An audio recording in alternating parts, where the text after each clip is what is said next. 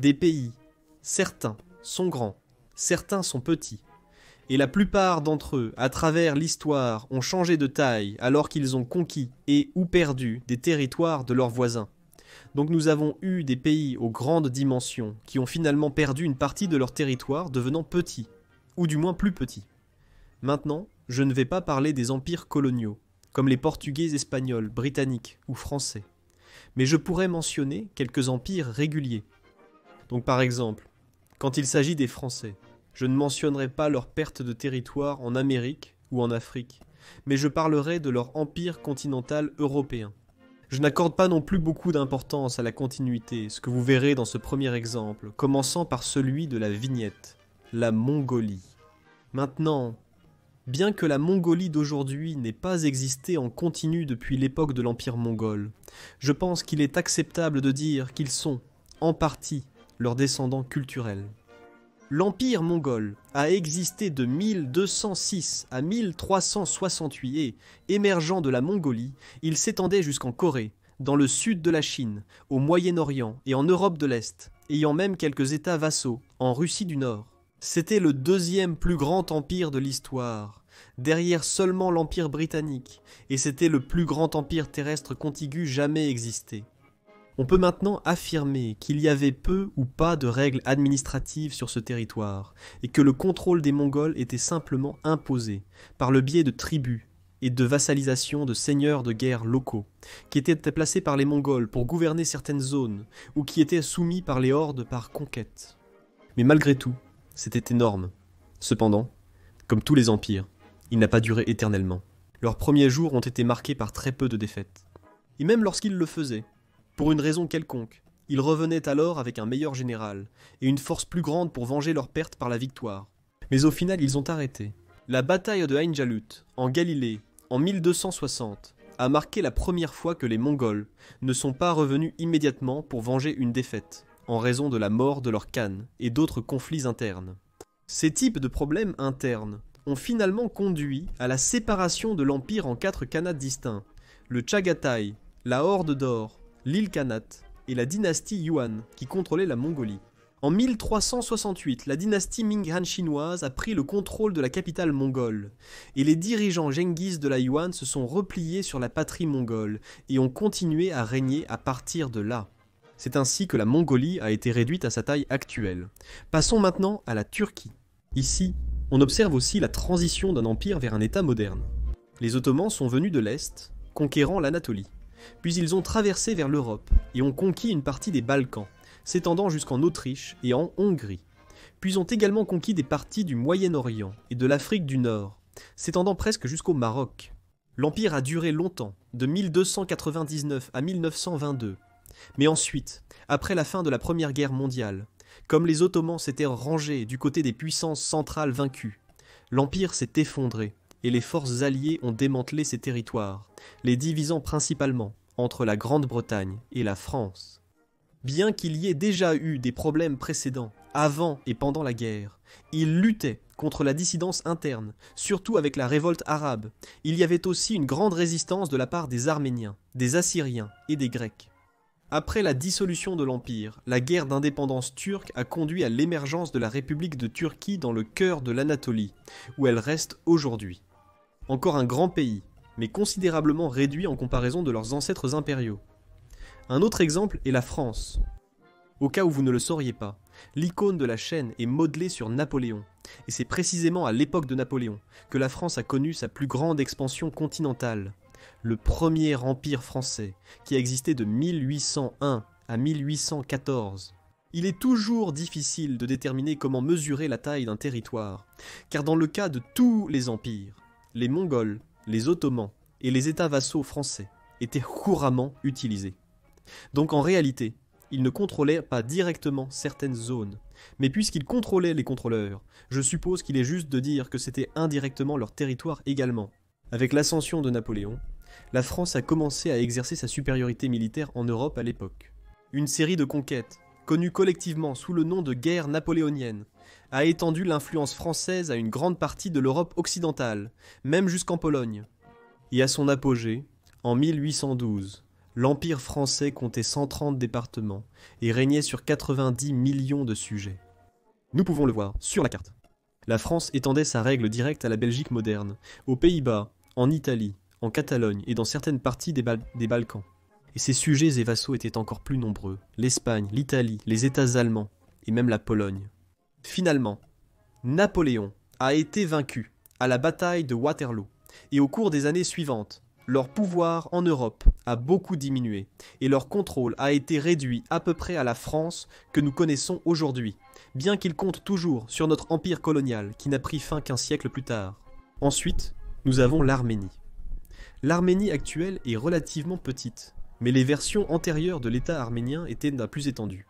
Nous devons remonter plus loin dans le temps pour celui-ci au royaume d'Arménie qui a existé de 331 avant JC à 428 après JC. Le royaume était beaucoup plus grand que l'État actuel. Il a atteint son apogée sous Tigrane le Grand en 69 avant JC. Maintenant, cette carte inclut aussi les vassaux. Mais regardez sa taille.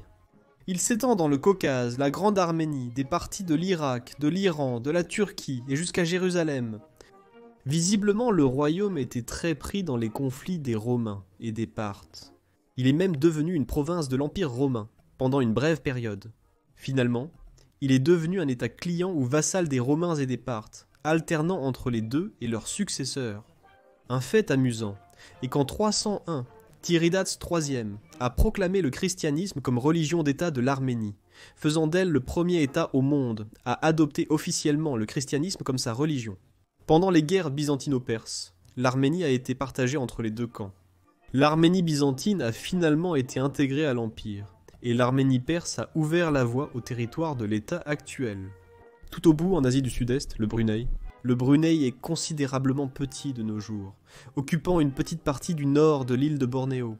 Cependant, son contrôle et sa portée précédente sur l'île étaient beaucoup plus grands. De 1368 à 1888, l'empire de Brunei existait, et leur contrôle était énorme, atteignant son apogée au XVe siècle. Nous pouvons le voir sur cette carte. Ils contrôlèrent au moins toutes les régions côtières de Bornéo, beaucoup des petites îles environnantes, et s'étendèrent même jusqu'à certaines petites régions des Philippines. Cependant, à la fin du XVIIe siècle, le Brunei a entamé une période de déclin, due à des problèmes internes liés à la succession royale et à l'expansion coloniale des puissances européennes. L'Empire a perdu une grande partie de son territoire en raison de l'arrivée des Espagnols aux Philippines, des Néerlandais dans le sud de Bornéo et des Britanniques dans d'autres régions environnantes. Finalement, il est devenu un protectorat britannique, avant de retrouver son indépendance dans la petite portion de terre qu'ils ont maintenue comme leur propre jusqu'à aujourd'hui. Revenons en Lituanie, en Europe. Même si nous mettons de côté la Commonwealth polono-lituanienne, qui était très grande, la Lituanie elle-même était aussi gigantesque à un certain point. De 1236 à 1795, elle existait en tant que grand-duché de Lituanie, incluant ce qui est maintenant la Biélorussie et des parties de l'Ukraine, de la Lettonie, de la Pologne et de la Russie. À son apogée au XVe siècle, c'était l'État le plus grand d'Europe. Elle a finalement évolué en la République des deux nations, a été envahie par la Russie en 1792, puis a été partagée entre les États voisins, l'Empire russe lui-même, le Royaume de Prusse et l'Autriche, et s'étendait jusqu'en Amérique du Nord, au Mexique. Anciennement une partie de la Nouvelle-Espagne. En 1821, le Mexique devint indépendant sous la forme de l'Empire mexicain, la seule ancienne colonie des Espagnols, à établir une monarchie lors de son indépendance.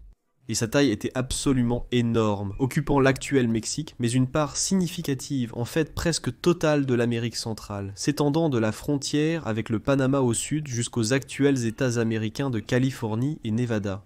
Mais ce vaste empire n'a pas duré très longtemps. Il s'est transformé en république 2 ans plus tard, et à ce moment-là, il a perdu l'Amérique centrale. En 1836, le Texas a déclaré son indépendance. 9 ans après, il a rejoint les États-Unis, déclenchant la guerre américano-mexicaine, refusée par le Mexique. Le Mexique a été vaincu, et le traité de Guadalupe a donc été signé, au cours duquel a eu lieu la cession mexicaine.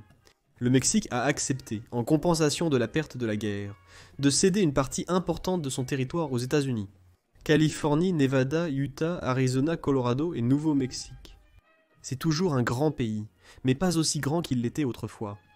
En se déplaçant vers le sud, en Amérique du Sud, la Bolivie, qui était aussi un peu plus vaste qu'actuellement. À l'origine, La Bolivie comprenait des territoires appartenant maintenant à plusieurs pays voisins. Au cours de leur existence initiale, ils ont cédé ces terres pour diverses raisons. La première a été la cession de 2 territoires, l'un au nord et l'autre à l'est, au Brésil en 1867. En 1893, ils ont perdu une partie de leur territoire sud au profit de l'Argentine, lors d'un litige frontalier. Et en 1903, le Brésil a pris un peu plus au nord après la guerre de l'Acre, où ils se sont battus pour un territoire riche en caoutchouc et en or, avec le Brésil qui en est sorti vainqueur. Un an plus tard, en 1904, ils ont perdu leur accès à l'océan Pacifique, devenant un pays enclavé, alors que le Chili a pris cette zone en rouge grâce à sa victoire lors de la guerre du Pacifique. Et finalement, ils ont perdu une grande partie de leur territoire dans le sud-est au profit du Paraguay, qui représente apparemment plus de la moitié du territoire actuel du Paraguay. Retour en Europe, Luxembourg. Le Luxembourg, dernier grand-duché au monde, est un petit pays entouré par la France, la Belgique et l'Allemagne. Mais au fil de son histoire, il a parfois été un peu plus vaste, atteignant environ 10 000 km² à son apogée. Mais à travers 3 partitions à différentes époques. Il s'est réduit à ses actuels 2500 km². Et ces 3 partitions étaient précisément pour ses 3 voisins. Bien que dans le cas de l'Allemagne, c'était encore la Prusse à l'époque. La première partition a eu lieu en 1659, lorsque le Luxembourg était en union personnelle avec l'Espagne. La France était en guerre avec les Espagnols, et le traité qui a apporté la paix a fait que la France a reçu 3 forteresses du Luxembourg, ainsi que leurs territoires environnants. La deuxième partition est due aux guerres révolutionnaires françaises. En 1795, la France a annexé entièrement le Luxembourg, mais quand Napoléon a été vaincu, l'indépendance a été restaurée. Cependant, les Allemands ont revendiqué la forteresse de Bitburg et ont donc pris une partie de celle-ci également. La troisième partition était la plus grande, grâce au traité de Londres de 1839. Cela concerne l'indépendance de la Belgique par rapport aux Pays-Bas. Au déclenchement de la Révolution belge, la plupart des Luxembourgeois ont rejoint les rebelles belges et ont pris le contrôle de la majorité du Grand-Duché de Luxembourg. Finalement, ils sont restés indépendants, mais ont perdu beaucoup de leurs terres aux Belges. Pour conclure, la Hongrie. La Hongrie, aujourd'hui de taille moyenne en Europe centrale, était autrefois bien plus vaste, comme d'autres pays de la région. La Hongrie a existé en tant qu'État sous de nombreuses formes différentes, passant d'un certain nombre de duchés à une principauté, puis un royaume, puis une république, tout en étant également une partie de l'empire austro-hongrois. Et à certains moments de l'histoire, elle occupait et gouvernait un territoire beaucoup plus grand qu'aujourd'hui. Je vais le simplifier au maximum. D'après ce que je comprends, l'extension territoriale maximale de la Hongrie a eu lieu juste avant la Première Guerre mondiale en 1914, lorsqu'il régnait sur un territoire assez vaste au sein de l'Autriche-Hongrie. Cependant, avec leur défaite dans la guerre, le traité de Trianon a eu lieu, et ils ont perdu beaucoup de territoire. Une partie est allée à l'Autriche. La Tchécoslovaquie a pris ce qui est maintenant la Slovaquie, et un peu de l'Ukraine. La Yougoslavie a pris le sud, qui fait maintenant partie de la Slovénie, de la Croatie et de la Serbie, et la Roumanie a pris la Transylvanie et d'autres régions. Ils ont récupéré une partie de cela pendant la Seconde Guerre mondiale, avec leur alignement sur l'Axis, la Slovaquie du Sud, des parties de la Yougoslavie et de la Transylvanie. Mais après la fin de la guerre, leur territoire a été de nouveau réduit, à ce qu'il avait été en 1920 comme il reste aujourd'hui. Dans cette affiche de propagande critiquant la perte territoriale après Trianon, nous pouvons les voir, essayer de montrer à d'autres pays l'étendue du territoire qu'ils ont perdu en comparaison du leur. Donc, ce sont quelques-unes des plus grandes pertes territoriales qui ont eu lieu dans l'histoire. Il y en a beaucoup d'autres, et je ne les ai pas tous inclus car sinon la vidéo serait trop longue. Elle était sûrement déjà longue, donc merci d'être resté jusqu'au bout. Si vous avez d'autres exemples de pertes territoriales dont vous aimeriez me voir parler dans une éventuelle deuxième partie de cette vidéo, laissez un commentaire ci-dessous. Merci d'avoir regardé, abonnez-vous si vous voulez, et à la prochaine pour plus de culture générale.